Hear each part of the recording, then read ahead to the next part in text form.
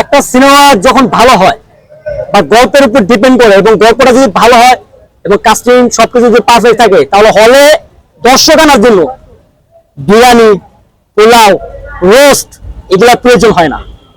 So যারা প্রকৃতপক্ষে cinema প্রেমিক, সিনেমাকে ভালোবাসে এবং সিনেমা দেখার জন্য তারা ওয়েট করে, মৌলিক গল্প চায়, তারা কখনোই বিরিয়ানি মানে একটা টিকিটের সাথে বিরিয়ানি ফ্রি দিবে এটার আশায় হলে যাবে না।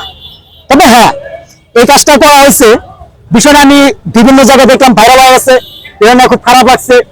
আরে ভাই আপনি তো আপনাকে তো আমরা স্টার দেখছিলাম, অনেকে ওনার যে একটা ফার্স্ট সিনেমা ছিল তালাশ শোকন নাসিরের সাথে, সিনেমাটা যখন আমরা দেখে কিন্তু সবাই ভাইরাল নিয়েছিল যে শাকিব খানের পর একটা নিউজ সুপারস্টারের যে লেভেলটা ওনার পাওয়া যায়, উনার তো আমরা মাথার উপরে রাখছিলাম, আর সেইগুলো নিচে নেমে দেবো ভাই না।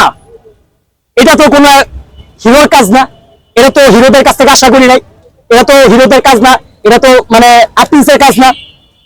আমার কাছে বিষয়টা খুবই খারাপ লাগছে। আমি দেখছি বিভিন্ন জায়গায় যে কমেন্ট গুলো দেখলাম, কমেন্ট গুলো দেখে আমার মাথা হয়ে গেছে গা, মানে যে উল্টা পাল্টা যে কমেন্ট গুলো করছে।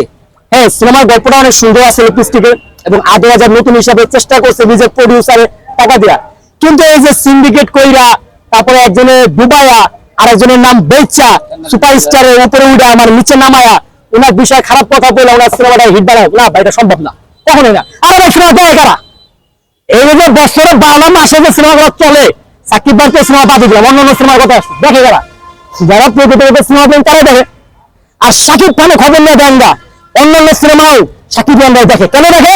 কারণ যে সাকিব খানকে আমরা ভালোবাসি, সাকিব খান সিনেমা দেওয়া যায়, হয়তো বছরে 12টা সিনেমা না দিতে পারে, বছরে একটা দেয়, কিন্তু অন্যান্য যে হিরোরা আছে ওই হিরোদেরকে আমরা সাপোর্ট করি। কেন? যারা এগিয়ে আসছে, ওনারা চেষ্টা করছে এর জন্য।